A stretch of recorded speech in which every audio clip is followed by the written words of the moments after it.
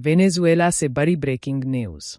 देर रात कराकस में जोरदार धमाकों की खबर आई, जिससे पूरे शहर में दहशत फैल गई।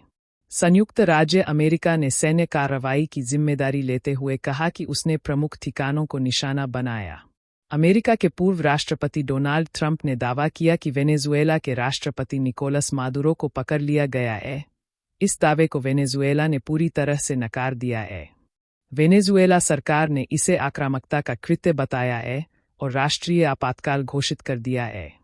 विश्व नेता प्रतिक्रिया दे रहे हैं, कुछ हमलों की निंदा कर रहे हैं तो कुछ शांति बनाए रखने की अपील कर रहे हैं।